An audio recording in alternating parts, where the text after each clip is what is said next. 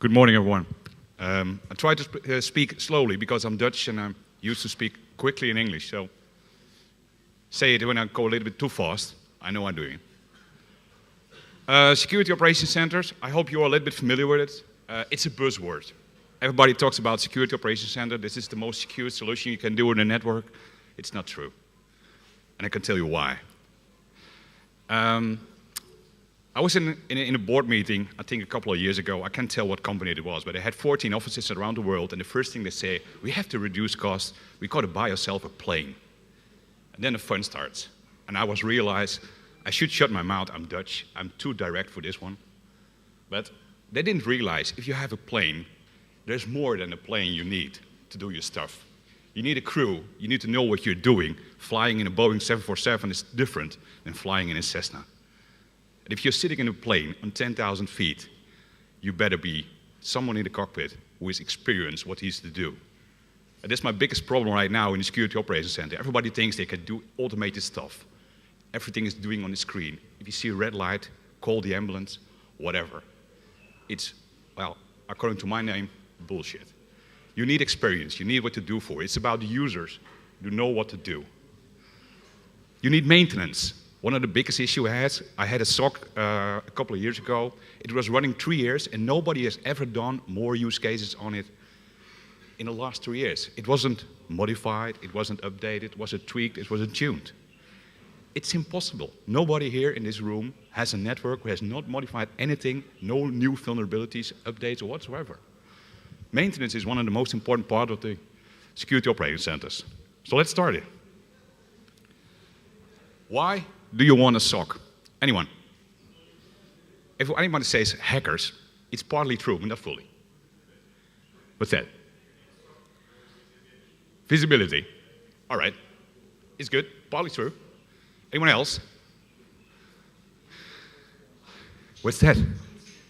Incident response. All right. Close. The most important one, it reduces risk. It's a risk management. Your most important partner in your company is the risk partner. Reduce the risk because it's the only reason you are using so much money doing Security Operations Center. Reduce the risk. If you do any kind of report to your management, don't tell them about threats, vulnerabilities, hackers, all this kind of stuff.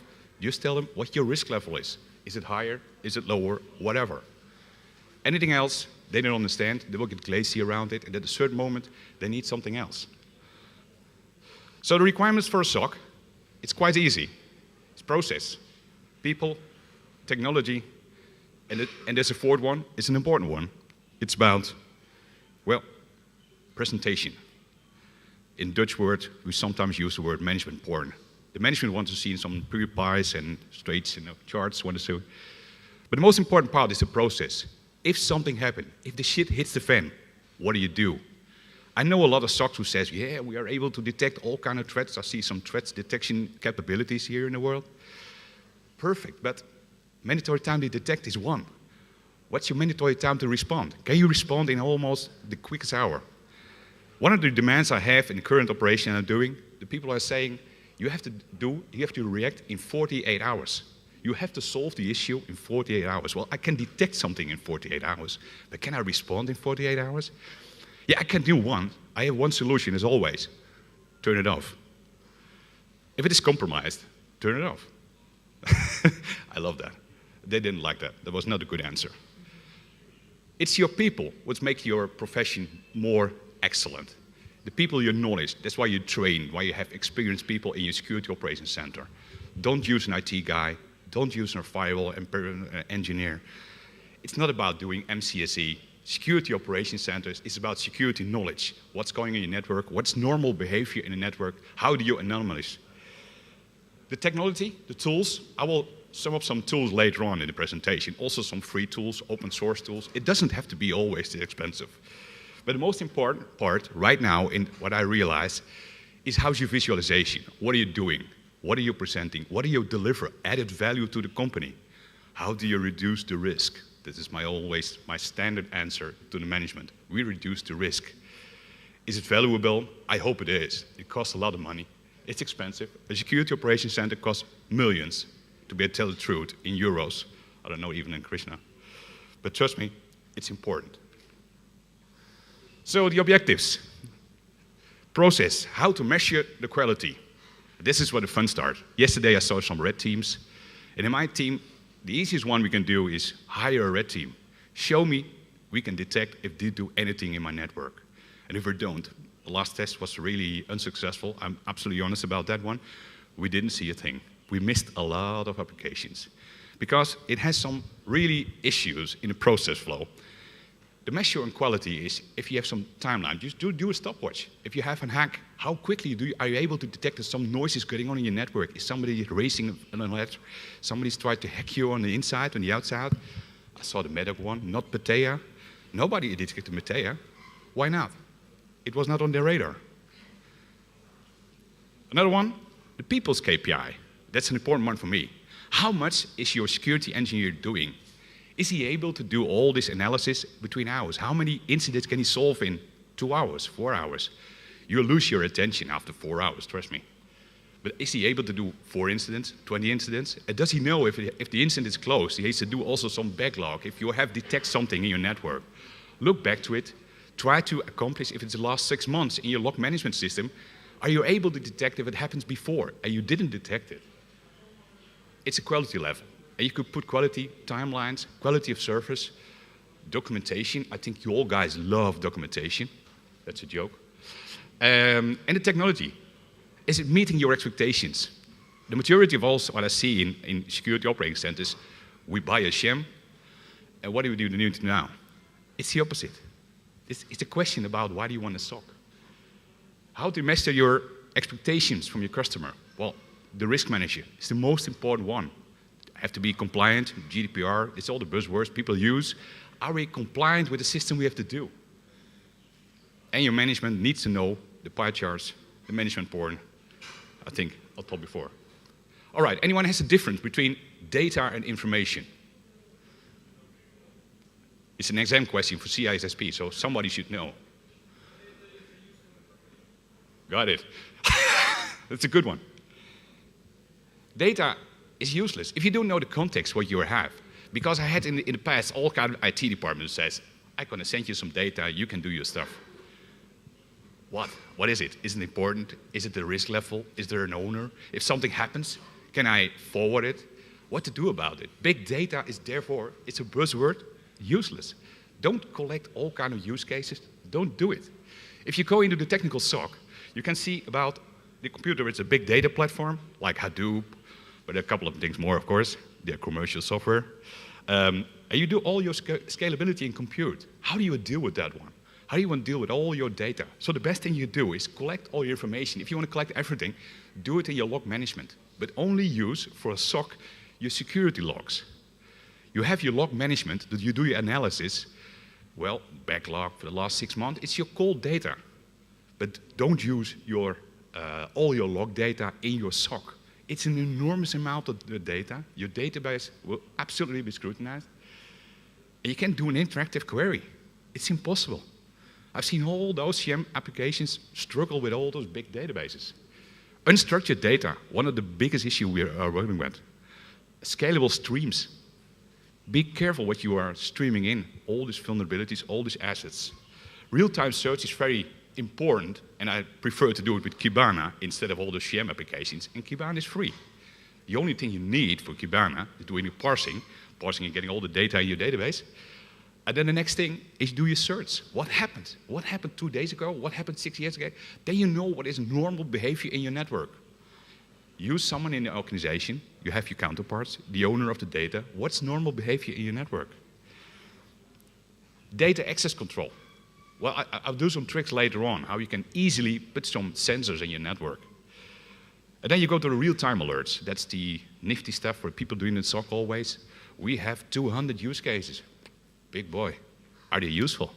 Because I seen 30 use cases, I call them the demo use cases from our side. It's crap.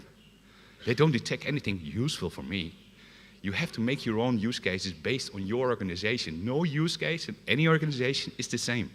So if you want to copy one of my use cases, feel free, send me an email, and you can use it as inspiration, but it's about your risk. What's important? What's important for protecting a car is a totally different answer than what's important for a bank or a financial institution or a military organization. And I worked for the military organizations, I worked for the banks, I've seen them. And everybody has different demands on that one. Data correlation. That's a really fun one. I've seen use cases. We're getting all these antivirus messages from the enterprise and antivirus system. They collected, and everything what's getting out of the antivirus was presented. We got a new event. Yeah, but what's the intelligence? I could have looked on the enterprise engine as well. Just making it easy is a very expensive solution with that one. Your rules and reports, your use cases, is a crucial one. The predictive modeling. What do you predict against the organization for? What are you afraid for? And that's the biggest question. That's why I started with, why do you want a SOC? If you don't know why you want a SOC, don't do it. If you don't have the people on board, don't do it. Do an MSSP or something like that. In the Netherlands, I think we've all literally learned some lessons. I think all those companies started a SOC 4 or 5 years ago. Well, they paid me well, but it's useless. If you have an organization of 4,000 people and you have a SOC with 10 people, 24/7, it's massive. User interface, applications. Well, I'm not going to tell you have to work with QRadar or ArcSight, Splunk, Logpoint, or Logarithm. I have my preference, but it's more about how I used to work with. It's not about what's the best application, because one pilot can fly a 737 and one can fly better in a Gulfstream. It's just a matter of experience, taste, and whatsoever. What kind of information you're going to collect in the CM application? Actually, everything who creates logs. And that's one of the reasons I think if you have an environment with a SAP system, you have an environment with a lot of mail servers, databases, CRM, cloud solutions, all right, if you know this, then look for an application, for a SHAM application, who has the ability to automate parsing. Because parsing is a hell of a job. It takes a lot of time. It's useless time, because you need so much time to create a use parser and how you would use these parsers in a good use case.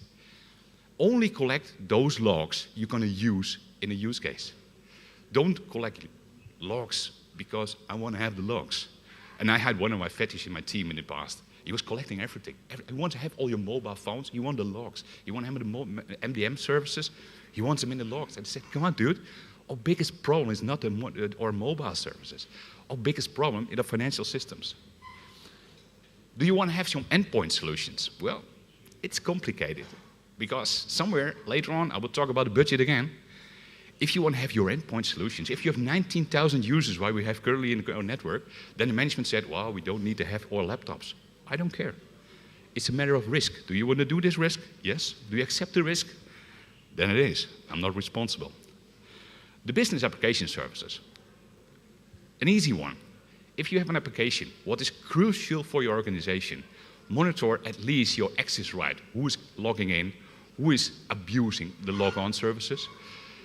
Who is using some names on the wrong one? And just create some fake names. Put names in those applications. Call them admin, sysadmin. Think about some nice QZ words. And then look if some moron is clicking and try to abuse it, because it gets an alert of it. It's the easiest alert you can do. They call it the yellow canary. Active Directory, DHCP, DNS, all useful stuff. I think OpenDNS was called already in this call. And Firewall. But if you have, just a question for that one. I've done this before in college, where I was doing some guest speakers and guest teaching. And one of the questions I said, we got the signature received from an attack from North Korea. Tell me, where do you install that signature? In your firewall, in your IDS, in your sham, in your VPN? Please tell. Anyone? It's really quiet now. You got your signature, North Korea is still an enemy. It's trying to attack you, make it Russia, whatever. Where do you put it? In your firewall? In your sham? In your IDS? All right. Let's do it everywhere, because your threat is everywhere. If you do it on your firewall, you think your threat is always from the outside. And that's not true. A threat comes from the inside. I think Medoc and NotPetya showed us that the inside can also be a threat. So do it on the IDS, do it on your shim, Do it on your VPN services. Know what is in it.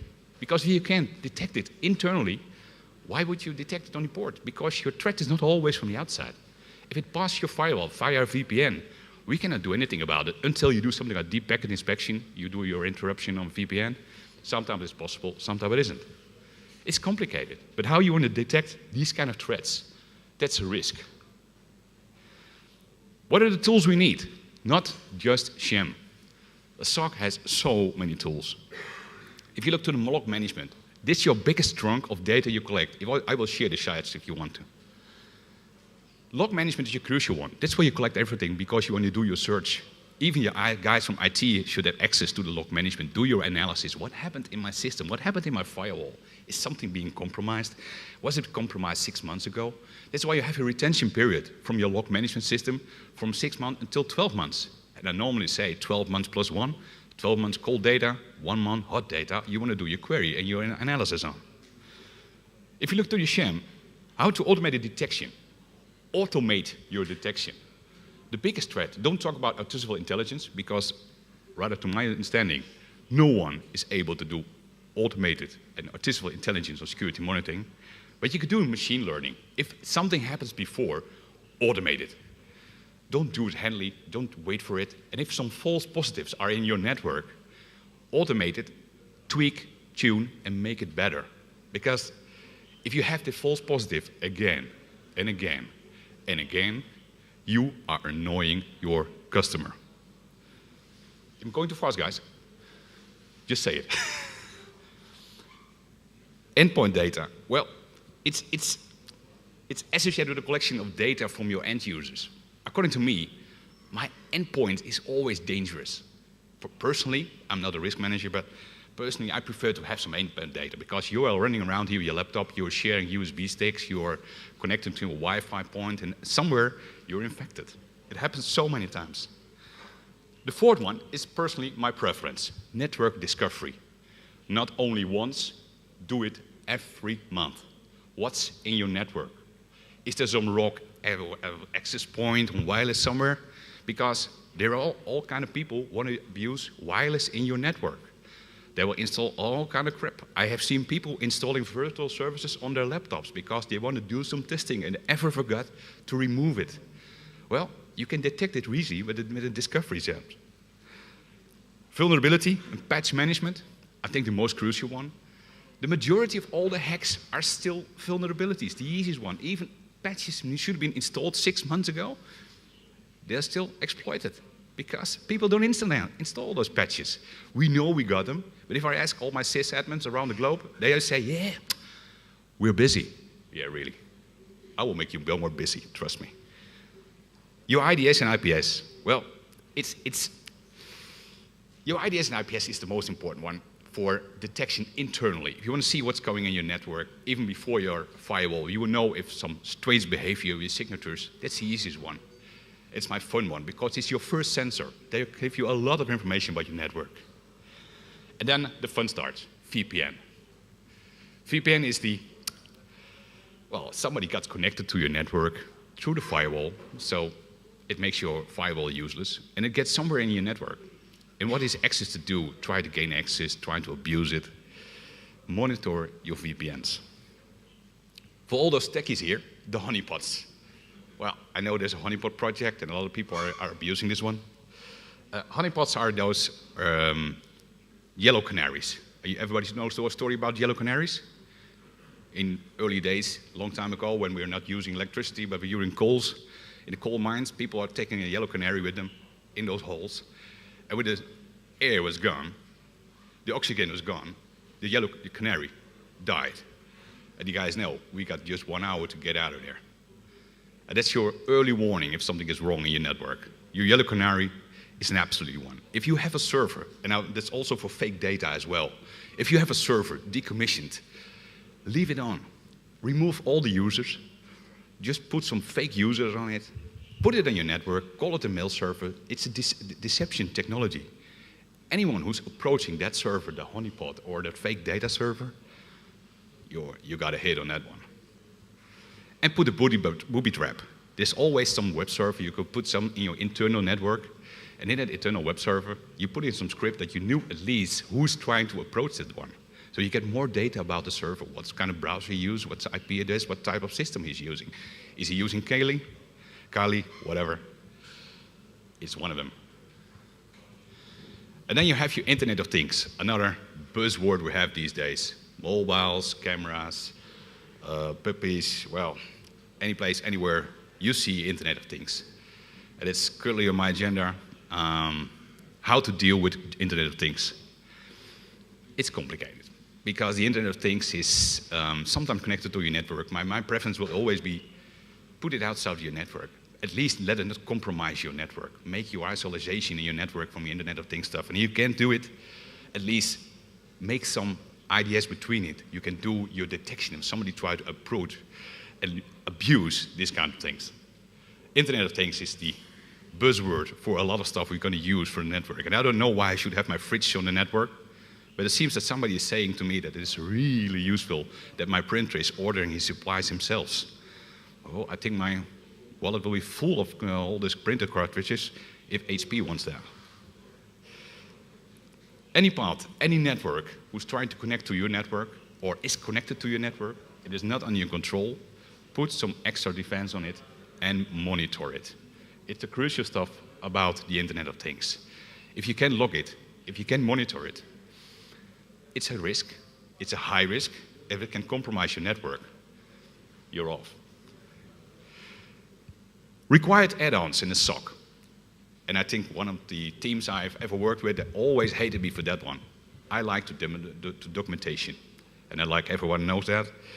Knowledge is storage. How did you build your use cases? Is your use cases built on your risk? What do you use for your use cases? Is there some special log from special server you do your correlation with? If you don't know your correlation rules, what is used for your correlation rules, if you are removing a server, your SQL database in another one, you don't know what the consequences are for the use case.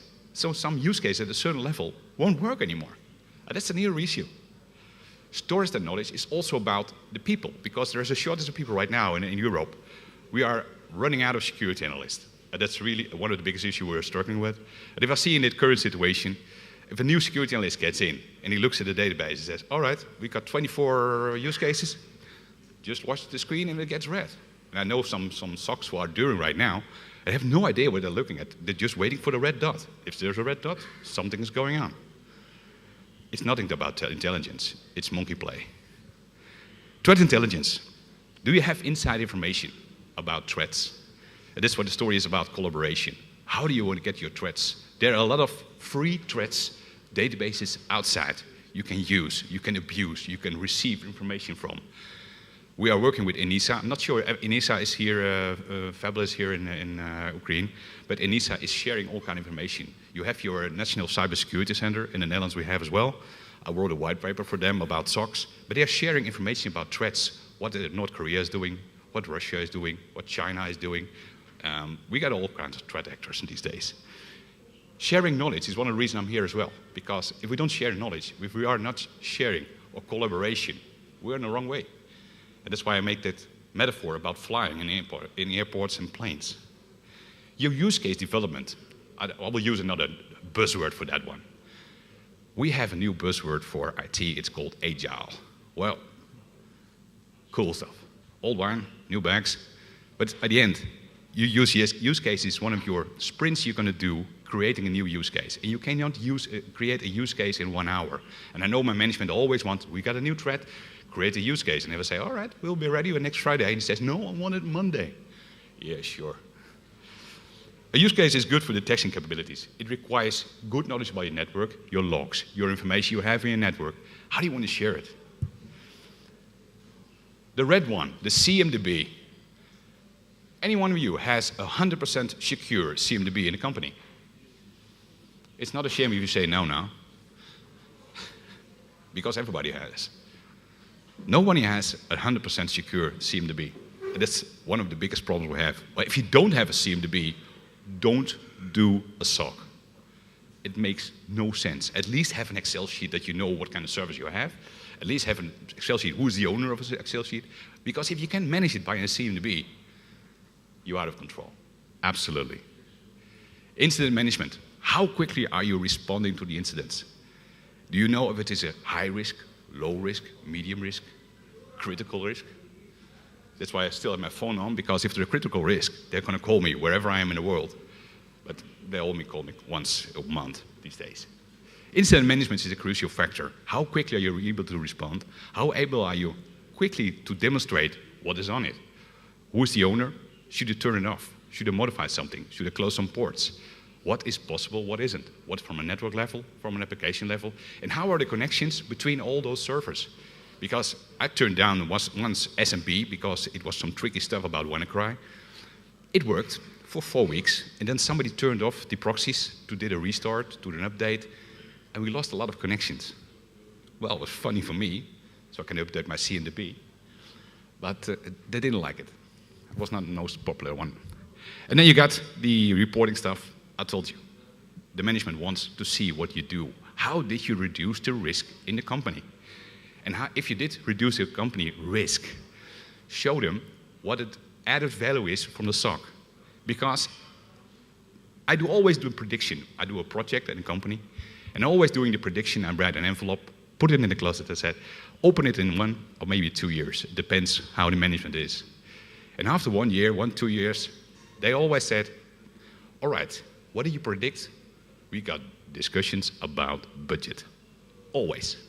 Because the management doesn't realize what the added value is if you don't have it. Compare it when you fly in the plane, you're looking at your dashboard, and all the lights are off. That's added value. If you're on 10,000 feet, you'd rather not be on the plane when your dashboard fell off. That's a trick one. Saving money. It's my favorite because I'm Dutch, so we like it cheap. I know all the stories about Dutch guys. If you're doing your budget, start high, and then realize somehow you have to get rid of all those must-have, could-have, should-haves. Well, the must-have is always try to get as much as possible, not only a sham, but also the other applications you require on that one. Do your log data, that's your biggest chunk in your big data analysis. Do your requirements. And then your security log data, be very specific about it. What do you need? If you have no use case for security logs, don't collect the security logs. It makes no sense. Reuse your log data. If you have a security logs from your Active Directory, you can make 4 or 5 use cases out of my head immediately based on that Active Directory. It's better to invest in use cases around the same security logs than collecting new security logs because you demand more secure logs for a use case. It makes no sense. Threat intelligence, they're a commercial one, they're an open source one. It's a matter of taste and it's a matter of convenient, but expensive. But it's required. Without threat intelligence, you're looking out in the dark. You think the same situation now is the same as 5 years ago. Well, I'm 10 years now in security operations centers. It isn't. In my experience, we are confronted with a lot of new issues. I can tell you all about that one. And what the most important one is about the collaboration. I'm working on an international level right now, global. I have security operations centers. I have managed 3 security operations centers around the globe, flying around, a lot of air miles. But the biggest problem we have is, are people really working together? There's somebody creating a use case and another one's looking to the screen and says, yeah man, why is it on red? Is it a risk? Is it a critical risk? Your collaboration is also from the outside. Find some companies around you who are using a security operations center or doing your threat analysis themselves. Talk to them, exchange, because they're all kind of forum. People are exchanging this kind of information with each other. There are threat actors, there are IP addresses, there are viruses, ransomware. There are always threats and signatures already you can implement somewhere in your network, on your CM, on your IDS, on your firewall, or whatever you are. Use them and abuse them, because that's how you do it. Do it in honeypots as well. Put some signatures in. If you don't, you're out. And the last one, the red one, automate your detection. Because the more you automate, the less security analysts you can have in your SOC. And that's one of the things I'm seeing. I worked in a SOC. We had 12 people in every SOC around the globe. So we had 36 guys around the globe watching all the screens because there was no automation. They're currently running now with 6 guys in monitoring. It's still a big network, but If you don't automate, we are IT guys, and sometimes the people in the SOC forgot they have to automate. If you have threats and vulnerabilities, feed them in automatically. You can make your choices if you're going to use it. If you have security logs, you want to have a real time, automate. If you have new systems, automate. Do it automatically. Every system you roll out in your system, let them automate, forward the logs to your log management. And your SOC is going to use the security logs out of your log management. That's the easiest part you can do. If you don't automate, you're out of business quite quickly. I'm on time, alright? How to save money more? Everybody knows all those big screens where you are in all those SOCs. I think everybody has seen all those sexy security operations centers, big screens, book part. The biggest one I've ever seen was in KPN. It was huge. You can really, the nice movies over there. But they're expensive. And the first time I did some, for the budget, I did a request for a big screen in our security operations center. My boss sent me out and said, all right, just give me a ballpark what it's going to cost. And I said, well, it's 750K in euros. And he says, well, you have one option. Leave your keys and your badge on the web table and you can go if that's really the price. So we did something different. We bought some Raspberry Pis. We downloaded some software from Pisinage. You install it, and we did some dedicated monitoring on the screen. I think it's almost 20K instead of 750K, so we saved a lot of money. It's an open source tool. You can download it. You can write it down. You can download the slides. No worries. If you use an IDS, there are a lot of good IDSs out in the world. Personally, I like Suricata. It's a nice one, and it can be connected to your log management system. Because if you're going to do some log monitoring, I personally use ELK, Elasticsearch, I'm lost, Logstash, and Kibana. And the Kibana the user interface is pretty cool. You can directly search in your database if something is in it. Suricata is directly linked. You can even download the full ISO with Elasticsearch, Logstash, and Kibana together with Suricata, and you put it in your network, and you have some log management. Collect all your logs in there, and it's up. You have some log management. You can do your investigation. There's also IDS Bro. It's more complicated. It has more possibilities, but there's also some issues about how to deal with it. And you need knowledge about this stuff. It's not something you install, turn it on, and leave it there for the next 3 years. That makes no sense. An IDS, like Suricata, like Bro, like Hoxilla, needs maintenance. You need to update all those rules in the IDSs. Maintenance is the key thing in a SOC. Maintenance is the key thing in doing your IDS systems. If you don't, you're off. Detect the rock access points. Easiest one, Kismet. I think all the hackers here can tell you about that one. Do your discovery on your network. Is somebody using it? Get it, put it on screen, get rid of all those people. Big data, well, everybody's a little bit aware with Hadoop. Yep. 5 minutes, wait. Talk faster. Careful. There's even a CM with OpenSOC. You can do OpenSOC. There's OpenSOC software around the world you can use. There's all kinds of intelligence. There are forums. And all those people will think, well, I can better do it with Splunk because it's cheap. You can do a smart amount. Yeah, that's true. But as soon as you get Splunk, you pay per megabyte you store on the disk. So at the end, I'm not sure Splunk is the most easiest one. But if you start with log management, Splunk is a good one. At least it's your first lessons. But there's also a big group, people of users, who are sharing information about that one, also about OpenSOC. Do your investigation. Well, Elastic Honey, there are a lot of honeypots. I think you even know more than me do. Since honeypots is one of those things you do in the evening nights. Sometimes I spend 6 hours at night how to do something with honeypots, thinking about what I'm going to do about that one. Because honeypots are my first sensor, so something occurs in my network. Threat intelligence, Stix, Taxi, this open source. You can use it, abuse it. But if you have something, share it with the community, because that's what it's all about. If you don't share it, it makes no sense. As a log agent, my preference is NXLog.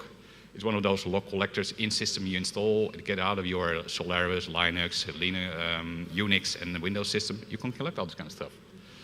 So that's easy, save money for that one. And saving money is important. Not in the beginning, because you have to ask budget the highest amount as possible, but it's after 1 year, after 2 years, the management will say, guys, can it be a little bit less? You're spending now 20 million a year.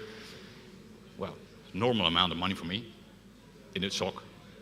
But it doesn't make sense. So yeah, if you have to cut down until 8.18 million, yeah, you have to do some smart things about open source. So yeah, that's where the Cisco IDS needs to get out of there. If you have a commercial honeypot, get out of there. If you have a commercial log monitoring, get rid of it. That's the easy one. The crucial thing about security operating centers, start small. It's my biggest advice to anyone, if you want to start with a SOC, start small. And there are a couple of reasons for that one. If you collect, like all the IT managers did in the past to me, collect all the logs and do all the incidents at once, you need hundreds of people solving issues because you don't know if there are true or false positives. You will get overwhelmed by incidents. I've seen that, been there, done that. Start small. Think big. Think about scalability. Think about the possibilities. Think about if you have multiple offices. If you have multiple offices, think about multi-tenancy systems. But start small, because your IT department will be really annoyed if they have 400 alerts about incidents and they have a full agenda already. And that's where the problem starts with SOCs. People are connected too quickly, all kinds of use cases. We have a new use case. Yeah, we saw something happening on port 80. That's normal. If you think big, think about scalability. Think about your database. Is your database able to do this kind of amount of data? If it can't, if you don't know the amount of logs your systems will collect, do your analysis. Do it up front. But as soon as you roll, there's no way back. Or start again and do the investment again. And grow fast. And grow fast the agile way, Scrum or whatsoever. But grow fast. As soon as you're under control, you know your network, what is in the discovery port, you know what's in your system, you rolled out all your IDSs. Then you can grow fast, build up use cases, but only grow fast with log data you really need from a risk perspective. Because that's the crucial factor. That's why I'm always comparing it to the metaphor for the airport. If you look at the current situation at airports, at planes, it's one of the safest way of traveling because all the companies are working together. You're not allowed to land with a plane on an airport if you're not following the security reasons and the rules. And I like that, because that's why I fly to Kyiv quite easy. We do Kyiv Airlines. I don't care. I know that the rules are so good. And if something is wrong with an airplane, they will do an investigation. They want to know what happened. We don't. We don't share information. That's the current situation right now. People are not sharing that they were hacked. We don't share if we have some malware on it. We don't tell anybody because we're feeling a little bit ashamed. Well, it's not. Everybody gets hacked. And if you're not get hacked, you already are, but you don't know. Because the problem with getting hacked is you don't know. Your car is still driving, your computer is still working, but someone is looking with you, reading your stuff, using your stuff, abusing your stuff. Getting hacked is not a shame. It is one of my biggest fears I have when I joined this conference. The first thing Vlad asked me, can you install TeamViewer? Really? It's a struggle against how I deal with security. TeamViewer is a crappy ass. I didn't. If you ever think about a SOC, think about a plane, think about an airport. It's not about buying a plane. It's about knowledge. It's about people, intelligence, experience. It's investment. And if you can't do it, realize that if your SOC flies on 10,000 feet and all system stops, well, you need some underwear. New one. All right. Last one of myself. What I've done, where I come from. In the last 10 years, I did a couple of things. Started my own company, security company. Sold my shares for the first one in 2015, I believe.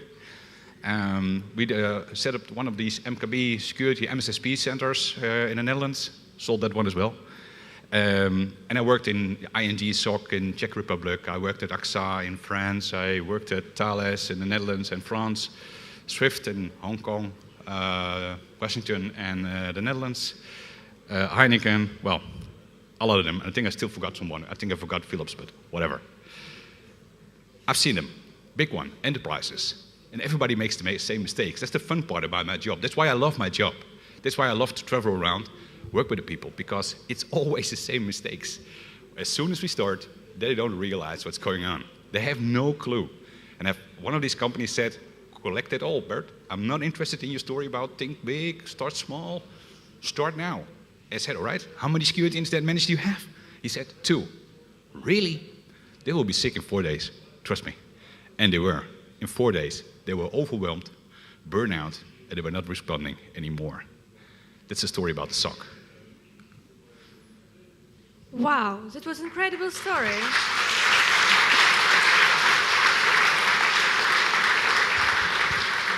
Like, you know, the full checklist, what people need to do to create their own SOC. If someone from our audience will have questions how to build a SOC, can they contact you? Of course. Really? That's why I'm here. I'm here for the collaboration one. Okay.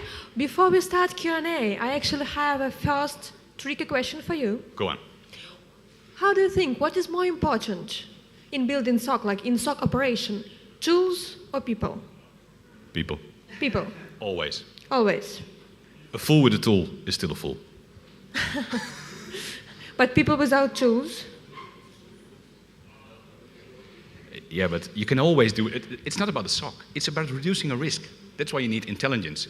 If you can do a manual, that's what I did always when I hired some security analysts. I give them some log files and do you see something weird?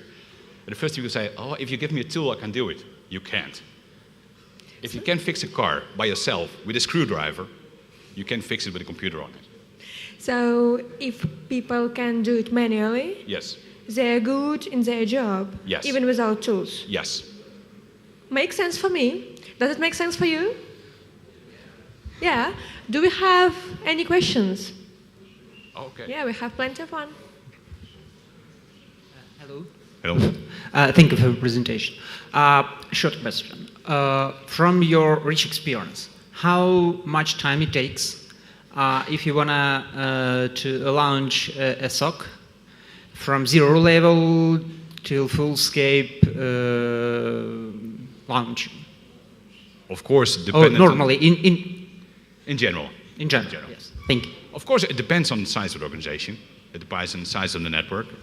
But generally speaking, normally you count, we're starting about 9 months. And I always say 9 months. And an older management guy says, I want to do it in 6 months. I always say, if you want to give birth to the child, talk to the women. If you hire 2 women, it's still 9 months.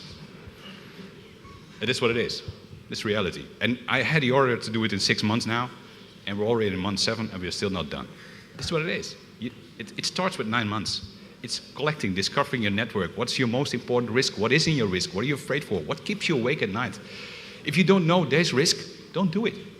Because it's about threats, it's about risk. This is why it's different for every company. If it is a large company, if it's a global rollout, it's double. But if you have to do the exercise before, you know what's in your network, standardize your systems, standardize your IT department, standardize your IT components, because don't use all kind of fancy stuff. I never connected a Huawei firewall to a SOC. And there was some company using Huawei that said, come on, get rid of this crap. I want a normal firewall with a normal log file. I once connected a firewall from Poland, and it was all in Polish. Well, I think you understand, but I don't. It's encrypted for me. So yeah, it's know your network. That's what your first phase of your SOC rollout is based what's in your network. It's planning. It's not about the tool. It's not about the sham. It's about what are you trying to connect, what are you trying to risk, what try you mitigate, the process flow, and then think before you start. 9 months, minimum. Depends on how quickly you work. Number 2. Thanks for your presentation. You're welcome. I wanted to ask a question related to CM. One of the tools that evidently increases the effectiveness of a SOC is a CM. Yeah. And my question is the following. In your experience so far, do you see that CM is becoming increasingly a point of attack for the operations of a SOC team? And if yes, have you already seen that companies or SOC teams are implementing use cases to for instance, see if a CM all of a sudden stopped receiving log from a particular log source, or all of a sudden increases much higher rate or frequency of logs from a particular log source.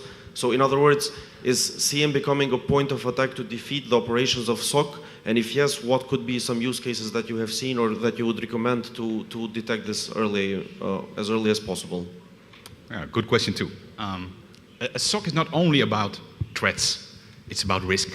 And one of the risks is that you're not receiving logs. If you're not receiving logs, something is going on. If you receive a lot of logs, something is going on.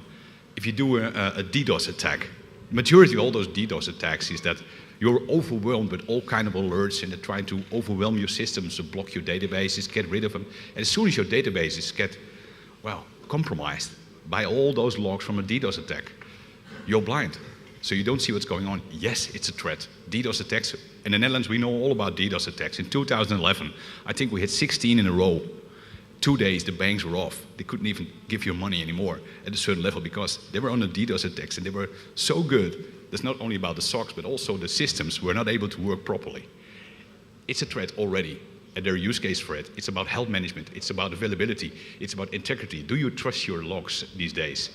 Because we had a compromised SAP system, I think 2 months ago, and one of the first things we say is, give me the logs. And we looked to the logs manually, and we said, well, there was only access 4 times. So this is the case. But now, I'm a little bit paranoid on that one. So the first question I'm doing is, do we have the real logs? Because I was a hacker a couple of years ago. The first thing I did when I do a hack, get rid of the logs, stop the logging, and then turn it on when I leave. Because if I become an admin, I can turn off the logs, do my nasty stuff, turn on the logs, and leave. And nobody will notice you ever be there. So yeah, health management, availability. If you don't do your checks, that's why you always see those beautiful graphs when you are in the SOC. People see the amount of logs we're getting in. If it's on 0, somebody should get awake. And the truth is, in the majority of SOCs I've seen, they're looking all kind of red dots. And if you don't have the use cases and you don't have the knowledge that your use case can't work without logs, that's knowledge. That's when you're off. You're out of business. So yes, it's a threat. But you cannot abuse a SOC system for health management only. Do it with log management. That's the easiest one. Does that answer your question? Good. Thank you for your presentation. My question is about SOC is about maturity level of a company. Yep. So, but some companies do have all those tools, and they don't have SOC. Could you please name your top 3 or top maybe 5 tips that that says that company's maturity level is enough for SOC, for building a real SOC? And I'm talking about not about the service of making a service of SOC for other companies and making money on it, but for your own needs on company. What is top 3 or top maybe more tips for maturity level of a company that say that now we need SOC? Whoa. Now we need SOC. If you're, well, the easiest one, talk to one of the red teams. Ask them to do an attack. It's the easy one. It's immediately shows. If the shit hits the fan, everybody knows where your gaps in your systems are. So ask a red team to do an analysis if they can hack your Active Directory. If they get into your Active Directory, they can change and modify some systems. You know your top 3.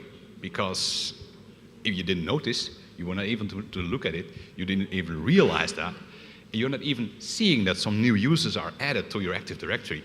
This is one of the first times I think one of the SOCs in one of the companies I've worked for, they started me because their Active Directory was hacked. Yeah, sure. But it starts somewhere before. You are not able to detect something in your network. So you have all those tools, but how do you use your tools? Because you use tools to detect something. So if you have an IDS, but you never look in your IDS, why do you have an IDS? Why do you want to have some red lights on your dashboard in your car if you never look to the dashboard of your car? You put some cards before it because you don't want to see the red lights. Get rid of them. It doesn't matter. So if you have those tools, use them. And use them wisely on a real-time basis. Yeah, that's the top 3 is availability, confidentiality, integrity. I think that's the majority of all the questions for all the sides. If you're all the banks, the CIA rating is it's important one. It's not about the American intelligence service. Confidentiality, integrity, availability. That's what it is. Thank you. Do we have more questions? Just raise your hand. No? Nobody?